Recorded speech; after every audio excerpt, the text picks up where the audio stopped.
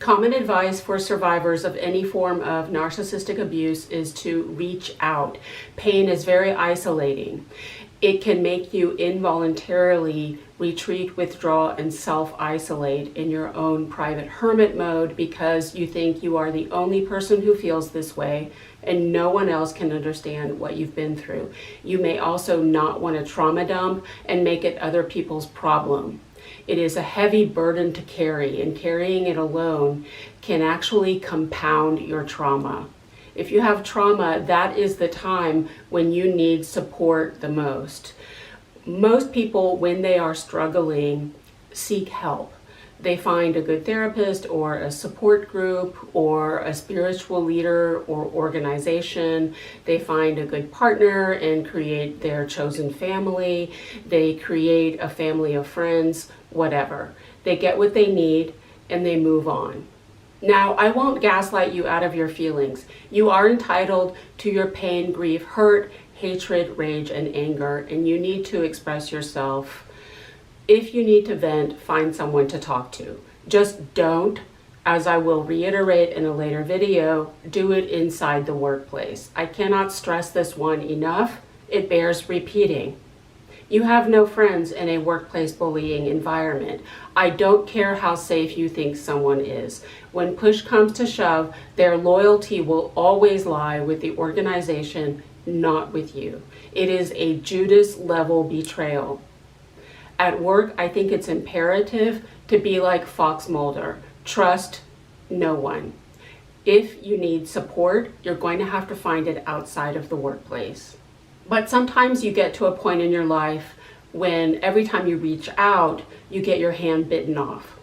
If your family members gaslight you, if your friends are dropping like flies, if your therapist is useless, if your psychiatrist gaslights you, if your coworkers are shit stains, if your religion is a joke, if psychics lie to you, if you feel as though you are hitting a brick wall, as though doors are slamming in your face absolutely everywhere you go, if you feel as though no one understands this shit or even wants to hear it, if no matter what you do, you don't feel better, the universe is very clearly showing you that it's time to take a different approach. This video will not apply to all of you. Many of you are good, normal people who just so happened to stumble into a viper's nest of cluster B psychopaths, sociopaths, and narcissists who ate you alive, chewed you up, and spat you out. You were targeted due to a combination of your positive qualities and your vulnerabilities, whatever they are. You did not participate in the dynamic and you are not responsible. And hopefully at some point you can move on to a healthier environment. If, however, this is chronic repetitive trauma, if this has been going on for a while now, in workplace after workplace after workplace, if the same treatment is even spilling over outside of the workplace, basically everywhere you go, the problem may be your relationship with yourself. What's the deal with workplace bullies? What is their problem? Their problem is very clear. It's very simple. 2 words: external focus. Again, workplace bullies are people who enter the workplace explicitly for one reason and one reason only, and that is to source emotional needs. They are not there to work. I don't care how much they pathologically lie. Some of them may be so far gone, they actually believe their own lies. They are not in it for the money, they're in it for supply. These are deeply insecure and empty people with an insatiable lust and greed for power, domination, control, attention, approval, admiration, validation, and ultimately unconditional love. And their real problem is that they are misguided by the erroneous delusion that everything they want lies outside of themselves, and that they can only get it by taking it by force from other people. They're also nervous wrecks with ooh shiny syndrome. I'm pretty sure that All bullies, by definition, have an anxious attachment style. The anxiety that workplace bullies feel in the physical presence of the target alone is tangible. It's palpable. As a result of their insecurity, emptiness, and anxiety, workplace bullies are very easily distracted by pretty shiny things. It's like a baby with a mobile or a little kid in a candy shop or a toy store. That's why they obsessively stalk you and harass you with the abusive, aggressive, invasive, violating series of 20 intrusive, unprofessional, and inappropriate personal questions, which they bark at you like a military drill sergeant, thereby bringing the entire room to a screeching halt. It's not a conversation, it's an interrogation. And the intent is to make you feel as uncomfortable as they feel in your presence. It is also to reorient all of the attention back on them. In other words, workplace bullies are using you as a dildo to medicate their internal emotional dysregulation. This constant external focus is why some bullies refuse to be satisfied with what they do have. Granted, most of the people who bullied me had absolutely no redeeming qualities. They were not even attractive to look at. They couldn't even pull that off. They have solidified for themselves a legacy as always the single most disliked person in any room they have ever been in. Their existence to me is baffling. It's like, bruh, why are you alive? All you do is hurt people. That's all you do. You don't do anything else. If I were you, I'd hate myself too. If I were you, I'd unalive myself. I don't know why you bother, but I'm not the God who created you. If you let yourself get to the point that hurting other people is the only way you can feel good about yourself, I would say your life is pretty much a failure. It's a total. It's time to throw in the towel. Just take the L. You blew it. Better luck in the next lifetime. I understand why some people fail to evolve because they literally have nothing going for them. On the other hand, I have been bullied by some people with some positive qualities. I have been bullied by some attractive, intelligent, educated, and competent people. And those bullies are actually the most mystifying of all. Some of the people who bullied me had everything in this life that I don't have or even really want at this point. PhDs, houses, property, multiple luxury cars, money for designer fashion and jewelry and art and vacations, even partners, spouses, kids, pets, fabulous hair.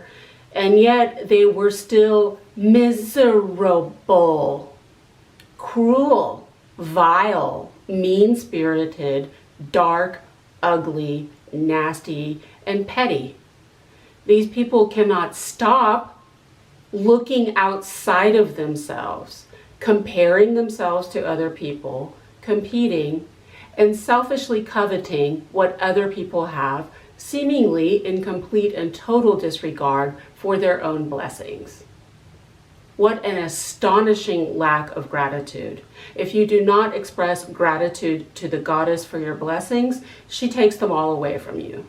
For example, in my last full-time workplace bullying experience, I got Botox, which must have been noticeable because I subsequently had to endure a series of snarky, passive-aggressive put-downs about it from my covert narcissist boss. She said to me, and this is a direct quote, "I can't afford all the Botox." Meanwhile, she was a woman who went to the salon every single week and paid money to have her hair, her fingernails, and her toenails professionally done. In another workplace bullying experience, I was bullied by a teacher who was fully bilingual in English and Spanish and who had majored in French, but who was still jealous of me because I had studied Russian. I want to know what these people are smoking that they get that delusional. Again, they are so focused on what other people have that they can't even see what they have. The reason these people are so psychotically focused on other people all the time is not that if they looked in the mirror, they would see the picture of Dorian Gray looking back at them. It's not the monster in the mirror, it's their trauma. I know that some of your bullies probably swagger around the workplace flexing their narcissistic charm and charisma, but happy people don't bully. No genuinely happy person in the history of human civilization ever bullied anyone. It's like a law of physics. All abusive behavior arises out of a colossal amount of pain. A bully is a broken heart, and if you're sensitive, I bet you can feel it. Again, if people don't heal, it's because they don't know how to. People who spend their entire lives looking outside of themselves end up with very shallow emotional depth, and that is why narcissists are defined in part by superficiality. It's like Plato's allegory of the cave. They're all facing in the wrong direction. All they have to do is turn around. They are living without instead of living within, and that is literally the mind virus that will spell the demise of humanity. In other words, workplace bullies are people who are self-avoiding. That's why they bully. Bullying is just one way among many that people have to self-avoid. It's called the target for a reason. They focus on you so that they never have to look at themselves. I can't control myself, so I have to control someone or something outside of myself. I've been saying for years that bullying is an addiction. It's a drug just like any other. Workplace bullies are junkies and they're high as fuck. Which begs the question, how are you self-avoiding? I'm not saying you're a bully. I'm not saying you're an addict. I'm saying be the change you want to see in the world. We all want workplace bullies to just fuck off, go away, leave us alone, and stop approaching us with their horseshit little emotional needs, because unless you're a professional therapist, making other people feel better is not in our job description. But if that's what we want, we are going to have to do the same. If you have trauma and you don't want to feel your pain, this culture provides ample opportunity for you to avoid it. The possibilities are endless. You don't have to abuse drugs and alcohol to be an addict. First, there are the two greatest of American addictions, workaholism and organized religion. Are you throwing yourself into your work in order to avoid your pain? That is one of the most common maladaptive coping mechanisms in the human experience. Well, my interpersonal relationships are crap, but damn it, I'm gonna kill it at my career. Do you fill your day with meaningless, trivial tasks and chores in order to gratify some kind of compulsion to prove your self-worth by staying productive? Do you keep a to-do list on your desktop with things like clean the range hood and repot the plants? Do you plan your day around running errands? People who have to stay busy all the time, who always have to have something to do, very clearly have an anxious attachment style. They're also annoying. It seems like everyone in this culture is endlessly complaining about their busy schedules and how busy they are and how they don't have time for anything when we all have the same 24 hours in a day. Time is what you make of it. I think it's sad that so many parents feel compelled to ferry their kids from activity to socialize them by force in order to keep them off drugs and protect them from sexual predators. I think that daydreaming and exploring are some of the most soul-nourishing parts of childhood. What happened to just lying in bed and reading or journaling? When was the last time you simply sat in silence? Are you the kind of person who always has to have something on? Do you really need to eat out at restaurants? Do you really need to do all the stuff that you do? Or are you just wasting your energy on mindless behaviors in order to avoid yourself? As they say, you are a human being, not a human doing.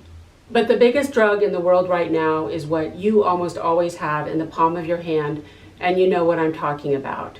Go anywhere where people have to wait, doctor's offices, courts, public transport. What are 100% of all the people around you doing? And you know they're not reading anything even remotely substantial, thought-provoking, or inspiring. They're not reading at all. They're watching makeup tutorials and cat videos. It's drivel, pablum, bread and circus for the masses. I am fully aware of the irony of saying this on a social media platform, but social media is literally the greatest threat to mental health currently in existence. It is so fucking dangerous. Psychologists are now having to be trained in counseling young people with social media trauma. Sociologists tell us that social media is supplanting both art and entertainment. The entertainment leviathan has been eclipsing real art for decades, but now both are rapidly being replaced by the new national addiction, which is quite simply distraction. And the drug is instant gratification. The real cartels in this world are Meta, X, and TikTok, and the real narcos are Zuckerberg, Musk, and ByteDance.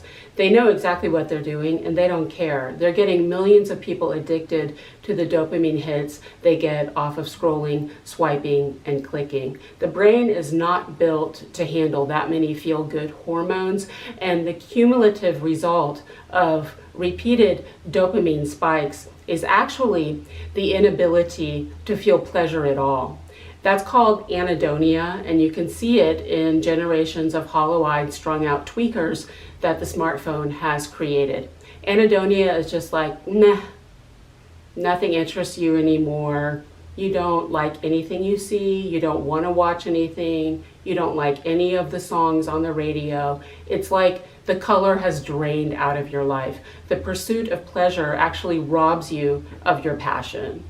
It's like when people watch too much porn, they lose the ability to function normally sexually because normal people don't actually look like that and they don't actually do any of that stuff. It's like, you want me to dress like a nurse? What? If I could tell my students one thing they could do for their mental health right now, it would be to get the social media apps off their phone. Get that shit off your phone. Ask yourself what you really think social media is doing for you in your life. I think social media has two purposes. Either you're an entrepreneur and you're trying to promote your business, or you're an expat and you need to keep in touch with extended family members abroad. Other than that, it's just a waste of time. Do you really need to subscribe to every streaming service ever? Do you really need Netflix, Apple, Disney, Prime, HBO, and Paramount? Do you even have time to watch all of that crap, or are you just stuffing the void with distractions? If you're watching this video, you're self-avoiding right now.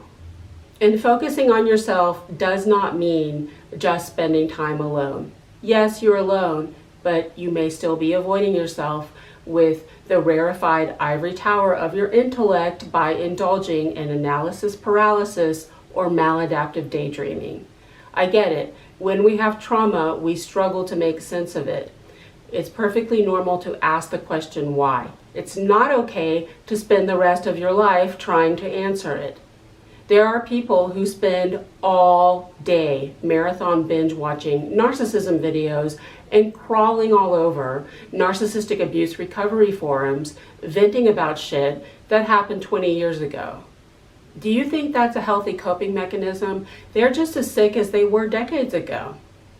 As I will restate in a later video, going down the rabbit hole and trying to work out the psychology of abusers is quite literally one of the worst things that you can do. Rationalization is one of the defense mechanisms. And all of the ruminating and obsessing and analyzing will do you about as much good as licking the inside of a toilet bowl. When it comes to healing, awareness is not everything.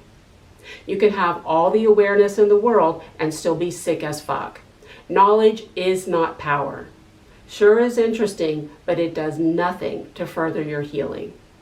If you have a chronic pattern of attracting abusive people into your life, you may very well have a literal addiction to other people's toxicity. Again, narcissist and codependent, it's two sides to the same coin. Both are 100% externally focused, trying to get their needs met from other people instead of from within. Focusing on other people takes the focus off you. It protects your ego and gets you a get out of jail free pass out of shadow work. When we unconsciously surround ourselves with shitty people who are beneath us, we look good by comparison. Well, I'm good because I'm not like that. Are you bolstering your flagging self-esteem by scraping the bottom of the barrel? Are you slumming it? I will cop to it. Guilty as charged. I am a professional bottom feeder. I know you're not bullying anyone, but you may still be using other people as an excuse to not look at yourself. You're just a lot sneakier about it. Self-avoidance, whether it's having a drink or doom scrolling or gaming or just thinking too much, means you're not feeling your feelings. It's a shortcut, a spiritual bypass to avoid the Olympic-sized swimming pool that is your subconscious mind. What's the first thing you do when you have a cold? Theraflu, Mucinex, chicken soup, wine and pills, vodka. Newsflash, there's no cure for the common cold. You can treat the symptoms, but not the disease. The only thing to do is to just be sick. You have to feel it to heal it. The only way out is through. I know you want to feel better, but is what you are doing really healing, or is it just medicating? Medication is the planet Neptune in astrology. Neptune rules art, but it also rules addiction and delusion. Neptune represents what you fantasize about, romanticize, and don't really see clearly. Neptune governs all the stuff you do to feel good, which could be some poison that you are imbibing or just listening to music and escaping into a fantasy world. Neptune is a quick fix Band-Aid, but it's not real healing. I've also said this before, and it also bears repeating. When you are newly traumatized, do not do anything. I know most of us are living in a culture that over-prioritizes work and productivity because a male-dominated culture that is out of balance is action-oriented. But when you have trauma, you can't think clearly. If you act out of pain, you will regret it. It will be cringe and you will embarrass yourself. You may also make everything worse. For example, let's say you get fired and it's all traumatic and abusive and stuff.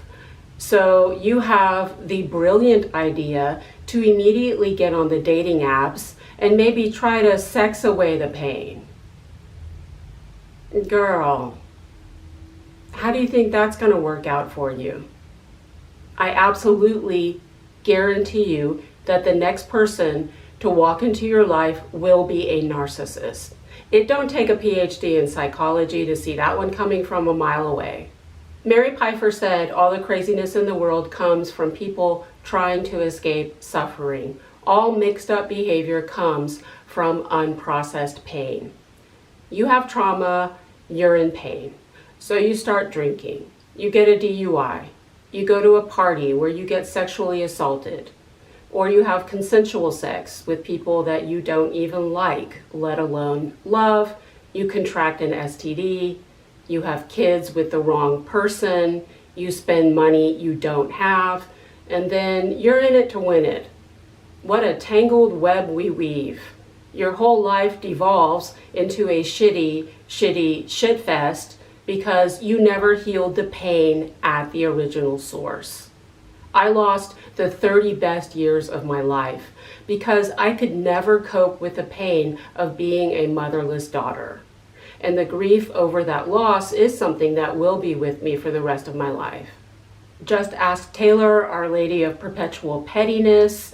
She lost her relationship of almost 7 years, and ever since then, she's been running around like a chicken with its head cut off, trying to staunch the bleeding by reaching outside of herself to external sources. That's the reason she went so gangbusters with this tour. I'm gonna do over 150 3-hour shows and keep putting out albums and become a billionaire and party with my friends every night and throw myself into a meaningless, superficial sexual relationship with someone that I'm not even attracted to, and make sure I'm papped doing all of it. Also, I can stick it to my ex, who probably doesn't even care at this point. And then I'm gonna drop a whole new album full of songs trashing my ex and trying to spin the narrative that he was too weak to handle my power, because I refuse to look at my role in the dynamic.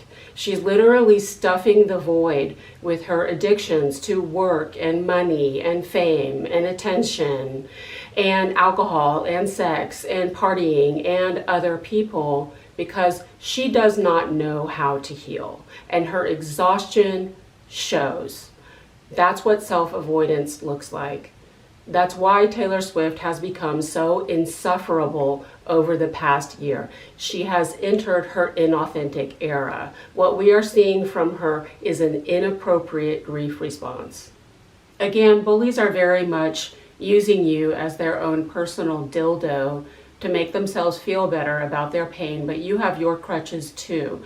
The biggest crutch you lean on is probably your codependency. Again, this video is not for all of you. If you are one of those very rare people who happen to grow up in a healthy family with 2 loving, giving, and caring parents who were emotionally present and available, and who taught you emotional literacy by expressing an interest in and mirroring your internal emotional world, that's really great, and I'm really happy for you. The overwhelming majority of targets of workplace bullying have significant childhood trauma. If you are the product of any kind of abuse, specifically narcissistic abuse, you have been trained like a Pavlovian dog to focus on other people. When you were growing up, all of the attention was always on the narcissist, because that's what narcissists want. You have been trained to be other focused. That's codependency. You don't have to be an adult child to be codependent. Codependency is very deeply ingrained in pretty much every culture, especially for women. Again, women are societally expected to be other focused, to be the givers, the carers, and the nurturers whose entire existence consists solely of meeting other people's physical and emotional needs. Any woman who dares to attempt to get her own needs met, or who expresses desire of any kind, is a selfish bitch who has to be smeared with a lot of "who does she think she is? How dare you?" gaslighting. When I was a young woman, I got the message loud and clear that I had to completely negate myself, up to and including my own body, and be what other people wanted me to be for them, if I had any hope of getting the only thing that I ever really wanted in this life, which was love. I had to be weak and victimized, because there's nothing in the world everyone loves to hate more than a strong woman. And that toxic femininity led me down a very dark and painful path that almost ended my life multiple times. And codependency starts awfully young. Even children are assaulted with the virtues of hard work and kindness. That shit is plastered all over every school I go to. Work hard and be kind. What does that even mean? In other words, deplete yourself. Expend all of your energy on external sources and other people. Children are not even taught the term self-care. Do they know anything about me time or mental health days? If I had a class, I would start every class by asking my students to name something that they did for themselves that day. Instead, we educate children with this very arcane system of rewards and punishments. There are good people and bad people, and the good people get rewarded for being good, and the bad people get punished for being bad. If I share my toys, then I get a sticker. That's not life, people. That's a freaking Disney movie. That's a fairy tale. It doesn't work that way. In a superficial culture of instant gratification, people want easy answers and simple solutions, and they gravitate toward black and white thinking. Dividing humanity into so-called good people and bad people is the psychological concept of splitting, and that's exactly what narcs do. They put you on a pedestal and idealize you, and then they obsessively stalk you with data mining and oppo research, looking for that one eyelash out of place so they have an excuse to knock you off and demonize and vilify you, which is what they wanted to do all along. Hatred is a very convenient ego defense. It gets you a get out of jail free pass out of putting in the hard work to understand nuance. It's lazy. Yes, some people are evil. They may not actually be people, if you know what I mean, or they may have exposed themselves to something unsavory through bad habits and poor spiritual hygiene. Most people, however, are not so much evil as just sick. They don't know how to heal, and they don't know that they're sick in the first place. They think they're normal. Work hard, be kind has to be the biggest con in human history.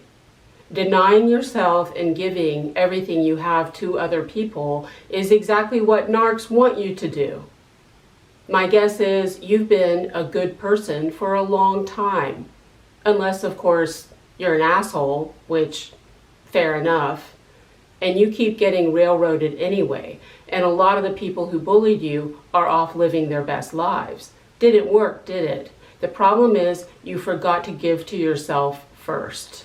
I've said it before and I'll say it again. Other people do not treat you the way you treat them. Other people treat you the way you treat yourself. So this is the cliche airplane oxygen mask analogy that has to make its illustrious appearance in every freaking narcissism video on this platform. Giving to others can be a beautiful quality. It is codependency when you use it to avoid yourself. If you have an innate desire to help other people, but you're not really taking care of yourself first, that's basically people pleasing, and it's giving pathetic and desperate. It's giving Labrador Retriever, and it's giving pick me. There are basically two kinds of pick me's. There's the competitive mean girl who never graduated from junior high and who prioritizes the attention, approval, and acceptance of men over relationships with other women because she hates her mother.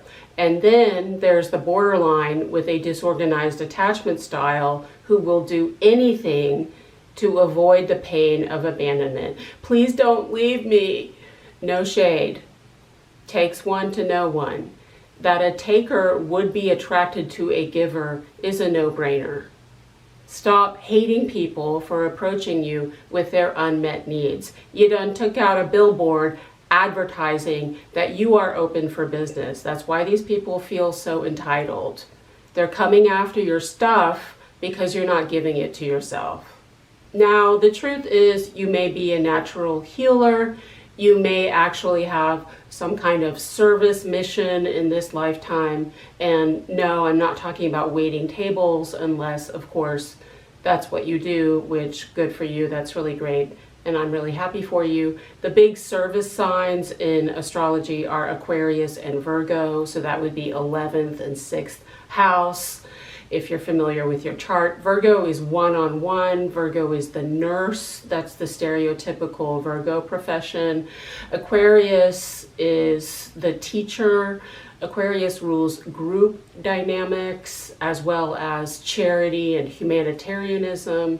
You may even have a mystic rectangle in your chart. Again, humanitarianism. This is Angelina Jolie. She has an 11th house sun and a mystic rectangle, and she's doing exactly what she is supposed to be doing because she has bad karma, Saturn in the 12th. If you signed up for some kind of service calling in this lifetime, it could be because you done fucked up. In a past lifetime, you were the asshole. And in this lifetime, the universe has given you all the tools that you need to pay off that karmic debt. Your soul knows everything, and you know you were put on this earth to help other people. You may feel restless when you are not of use to someone else.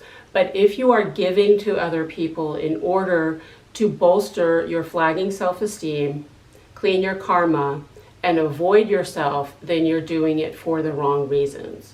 I was swindled by the kindness scam for 30 years, and I've ended up broke, sick, exhausted, and pissed off. You can't give from an empty cup. And you can't help people who are not asking you for help. When you do that, it breeds resentment. You come across as a holier than thou know-it-all and a next level mansplainer. Again, people do not want real help. They want enabling. They just want reassurance that they are as perfect as they think they are and that they don't need to change anything. Giving to others at the expense of yourself does not work. That doesn't actually accomplish anything in the grand scheme of things. Angelina Jolie is another perfect example. She's been a humanitarian for almost a quarter of a century. She adopted 3 orphans. She's donated millions, built schools, built a nature reserve. We probably don't hear about half the stuff she does. She literally said that she focuses on other people in order to avoid herself. She totally turned her life around and transformed herself into a completely different person. And yet nothing she did protected her from falling into a relationship with a narcissist. Because despite everything she did, she never addressed her original trauma at the source. She never healed her father wound. She literally married a man who looks like her father, and then she magically recreated the whole scenario. She attracted an abuser who cheated on her so she could turn herself into the saint that she thinks her mother was by comparison and make the father figure look like the bad guy. This is her mother's revenge 50 years in the making. And now all 6 of her children will go out into the world with exactly the same wound, and it will be their trauma to deal with, because whatever parents do not heal, they leave to their children. And she looks like she has not eaten solid food in a decade. I just tell that story to illustrate that I just think it is astonishing how, no matter how much work we do on ourselves, we still cannot stop reliving childhood trauma. If you are a giving person, but you keep getting bullied anyway, it's time to rein it in. Pull back your energy, curb your enthusiasm. The next time you feel like being of service, it's time to take everything you have, turn it all around, and pour it all back into yourself. This is your inner child work. I know that's also a cliche and you're sick of hearing it. But look, if you have been cycling and recycling through the same patterns for decades, nothing ever gets any better, and you wonder why this shit keeps happening to you, it's time to take a look in the mirror at your own emptiness, your neediness, and your codependency. It all goes back to your dysfunctional family. When I was in high school, my history teacher told us a story about a soldier who had fought in the American Civil War. He had a bullet wound that would not heal. The doctors had removed the bullet, but every time they cleaned it, it would get infected all over again. Years passed, And eventually medicine advanced to the point that they were able to figure out that though the bullet was no longer there, it had broken off a piece of the soldier's uniform, which was buried deep inside the wound, which was why it wouldn't heal. Just one small scrap of fabric was enough to fuck up that man's life for years. That's your childhood trauma. The wound keeps festering because you never cleaned it up at the source. And that's your Chiron.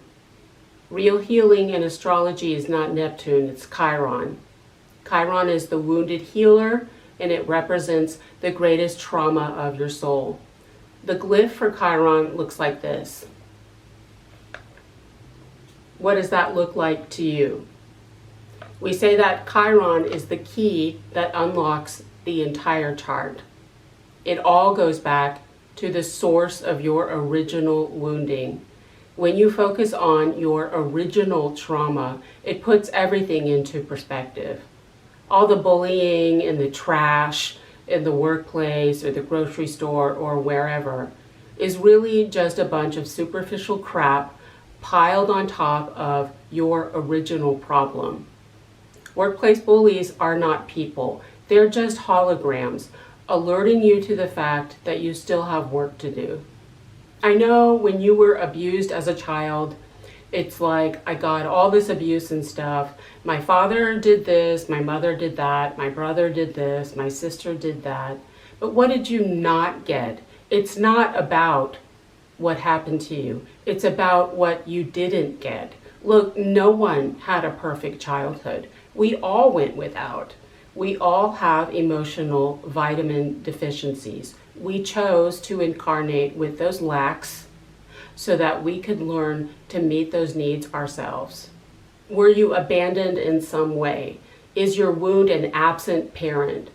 Father is protection. If you didn't have a good father, you may at times in your life have felt unsafe. Father is also discipline. I'm not saying you are undisciplined, but you may for a while have been chaotic, disorganized, or unfocused. Mother is, of course, nurturing. Mother teaches us to take care of our physical bodies, and mother is emotional support. It is your mother who talks you off the ledge, who tells you that everything's going to be okay and that you are okay just the way you are. Motherless children may be emotionally unstable, high-strung, and prone to anxiety, outbursts, hysteria, and even panic attacks. Did you not have any siblings, or did you not have good relationships with the siblings you had? Maybe you come from a family of overachievers where all the emphasis is on productivity and where your entire self-worth is wrapped up in your accomplishments. That's a common one. Did your family not have a lot of resources? Did you not get to travel? Maybe you were never exposed to the arts. I've met adults who told me that they've never seen a live theatrical performance. That makes me sad. Did you not have any green space to run around in? Did you not have any privacy? Did you not have the opportunity to pursue interests or hobbies like the arts? Did you not get to date? Did you not go to prom? Did no one show up at your games? Did you not get to go camping? I know when you didn't get what you needed in childhood, it feels unfair. It feels like bad luck. It's actually a divine blessing. When you are forced to meet your needs yourself, you really know it. You know you have mastered a subject when you can teach it yourself. I'll give you an example. So, for a number of reasons, native English speakers all over the world are kind of famous for not really knowing the grammar of their own language. I'm sorry, I am the grammar Nazi. I am that teacher. Literally no one knows how to form the conditional properly. Their past participles are atrocious. They overuse the progressive aspect. They never use the correct pronoun case. And don't get me started on they, them pronouns. I support my non-binary two-spirit pals. I think they're onto something because I hate heteronormative gender roles, but Girl, no. You don't get to justify bad grammar by saying that someone else did it before. You might think you know English grammar, but if you still say stuff like, I'm going to go lay down, you don't know the grammar of your own language. I listen to NPR, which is essentially the American equivalent of the BBC, and even they do not know how to form the conditional properly. And it's not just Americans, the Brits have bad grammar too. You learn your native language largely by absorbing it by osmosis before you become rational. But a non-native speaker has to learn grammar on a cognitive level. So the guy who immigrates to an English-speaking country and has to acquire English as a second language will eventually know English grammar better than we do. That's what I'm talking about. When you are forced to meet your own needs yourself as an adult, you know them better than people who had those needs met when they were children. This is the planet Saturn in astrology. Saturn is the DIY planet, and it's pretty brutal. Wherever you have your Saturn, your life is probably a shit show for about 30 years. But the thing about Saturn is that it never lets you give up. It's just one thing after another for decades. But the whole time, Saturn gives you all the tools, the discipline and the structure that you need to keep trying. And in the end, you will be rewarded for your hard work. It's like building a house. Saturn says, okay, I'm gonna give you everything you need. I'm gonna give you an entire Home Depot, but you will not get any help from anyone else. You're going to build it all by yourself, every inch, brick by brick. And in the end, your house will be the best in the neighborhood, and yours alone will be the one to survive the flood. I have Saturn in Cancer, mother to self. It's pretty obvious, it's very clear. I chose to incarnate into that family with that mother so that I could learn how to become a mother to myself. If you're really tight with your moms, if you're on the phone with her every day, I celebrate that. But you don't really understand all the things. I had to learn the hard way. You just do them intuitively. I had to learn how to feed and take care of my own body.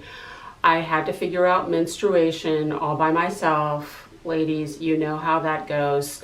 I taught myself how to cook and bake. I invented my own skincare regimen, my own exercise regimen. I figured out how to do hair and makeup without watching tutorials. I invented my own fashion sense for what it's worth. And I invented this whole elaborate cleaning schedule for my home that I'm really proud of. I also have to regulate my emotions all by myself. I am learning how to mother myself. That is the elective that I chose to take in the PhD program that is reincarnation. Not sure I'm gonna pass the class, but it's sure been interesting. This is what adulthood is. Adults take care of themselves. Adults meet their own needs. That is literally the definition of maturity. When the baby bird no longer needs regurgitated worms, Mama bird kicks it out of the nest. You're on your own, kid. Do it your damn self. I think it is the height of irony that workplace bullies love to call us immature. After stupid and crazy, immature is one of their go-to fave insults. If you get the immature gaslighting, let me go ahead and translate that one for you. When it comes from the same sex, it means you look younger than I do. And when it comes from the opposite sex, it means you are too young for me. But as I've stated, workplace bullies need you way more than you need them. They are 100% dependent on other people for supply. They can't live without it. Again, they enter the workplace for the express purpose of sourcing their emotional needs. That's why they're there. Their neediness is as embarrassing as their insecurity. They are stage 5 clingers who are pushing 50, 60, 70 years old and still have this childish need for attention, approval, and validation from other people. People who need people are not the luckiest people in the world. They're pathetic. But the question is, how are you doing the same thing? How are you still inappropriately trying to externally source the needs you really should be meeting for yourself at this point? Even if it's only outside the workplace. Is there someone in your life you're still holding out a candle for? Still waiting for them to come around and finally be what you want them to be for you, instead of accepting them the way that they are and letting them go? Do you know enough? Have you done enough therapy? Have you watched enough videos? You have the awareness. It's time to be alone with yourself, not with your ego. Minimize distractions, release crutches and dependencies, stop scrolling, get off the net, turn off your phone, stop thinking, stop reaching out, stop giving to other people to avoid yourself. Dive into your original wound. Take all of your healing energy and fill your own cup, like pouring cement into your foundation.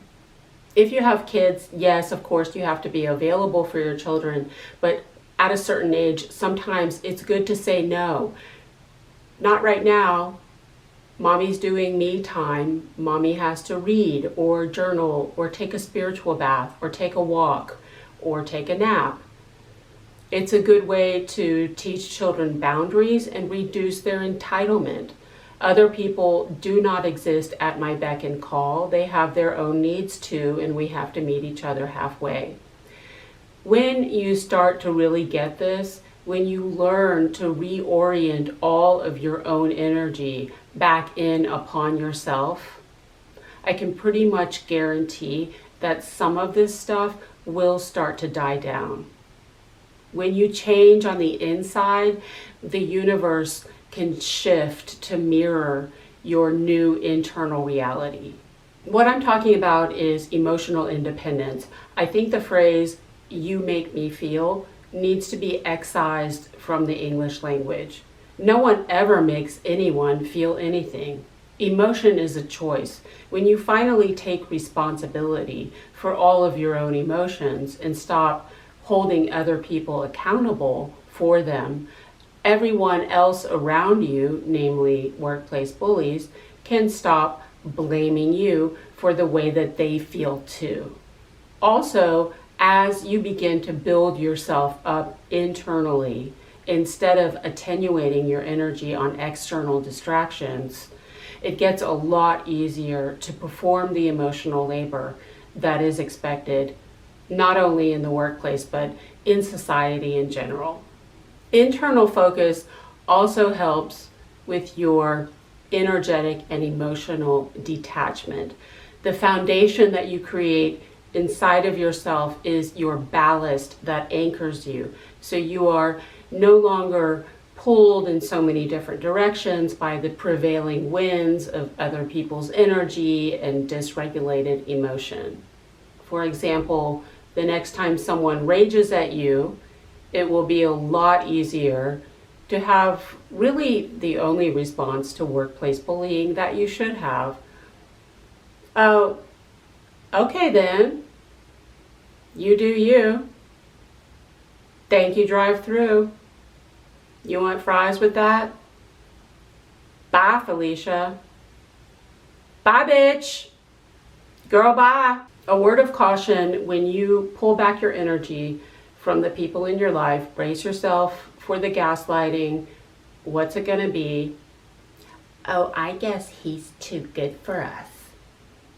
I guess we're not good enough for her anymore. After after everything we did for you. And you're just like, oh, I'm so sorry. I think I have something in my eye right now. Anyone who prioritizes self-care practices over service to others should expect to be gaslighted as lazy, entitled, and self-indulgent, not to mention immature. Case in point, I'll give you an example. Last year, the county judge for one of the counties that neighbors mine took a leave of absence from work to seek mental health treatment for depression. So the supporters for her opposing party were all over social media like, she should resign. She's not fit for office. Because humans. Personally, I commend her for doing what she needs to do. She's a millennial. She's kind of like Houston's AOC. And I really appreciate celebrities like Mariah Carey and Selena Gomez for speaking openly about bipolar disorder in order to normalize mental health treatment for their fans. Let's review. I'm minimizing distractions and releasing all external crutches and dependencies so that I can focus exclusively on myself. I'm pulling back all of my energy, harnessing it, turning it around, and pouring it back into myself. I'm filling my own cup. I'm also taking 100% responsibility for the regulation of all of my own emotions and not taking responsibility for anyone else's. That does not cost any money. Self-care is not buying a new pair of shoes. It's meeting the needs that really no one else in your life ever could have met. Not your parents, not your partner, not your kids, not your friends, and certainly not your coworkers. The universe is asking you to become your own battery charger, a one-stop shop, the source for all of your own needs, like the dragon that eats its tail. If people fail to do this, it's because the powers that be really don't want us to. If the answers are truly inside of you the whole time, that weakens the power of external sources who want to be the false gods in your universe. There are whole systems and structures in place that depend very heavily on your dependence, so that you continue to spend money and so that you are controllable. And that is why almost everyone is still in Plato's cave, still in chains. Remember, to free yourself, all you have to do is turn around. Everything you ever wanted or needed was inside you the whole time. We are all asleep to ourselves. You don't have to find yourself, you just have to remember who you are. I'll leave you with a quote from Oscar Wilde. The final mystery is oneself. When one has weighed the sun in the balance and measured the steps of the moon and mapped out the seven heavens star by star, there still remains oneself. Who can calculate the orbit of his own soul? The great irony of narcissistic abuse is the more narcissists abuse us, the more they liberate us to the ultimate truth. Before I go, one more quote, this one from Solzhenitsyn, another man who was unjustly imprisoned. You only have power over people as long as you don't take everything away from them. But when you've robbed a man of everything, he's no longer in your power. He's free again. I hope that helps. Take care.